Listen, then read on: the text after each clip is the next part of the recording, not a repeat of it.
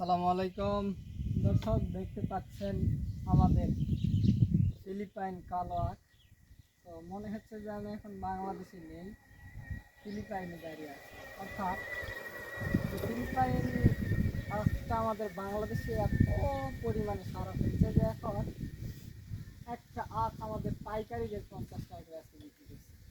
এত এর জনপ্রিয়তা এবং খেতে এতটা মিষ্টি আর নরম আর সফট, দেখা যাচ্ছে যে হাত দিয়ে আখ ছিলা যায়। তো আপনারা যারা আখ চাষ করতে চাচ্ছেন, আপনাদেরকে একটা পরামর্শ দিই।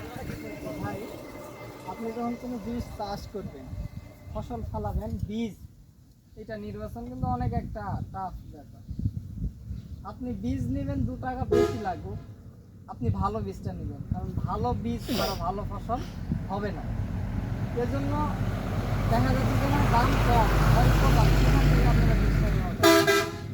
অথচ যেগুলো মানুষ অল্প দামে বীজ বিক্রি করতেছে, তারা খারাপ বীজটা দিচ্ছে। আর আমার চাহিদা আপনি মেটাতে পারলে আপনার চাহিদা আমি মিটিয়ে দিতে পারবো। অর্থাৎ ভালো জিনিস নিতে গেলে 2 টাকা বেশি লাগবে, এটাই স্বাভাবিক।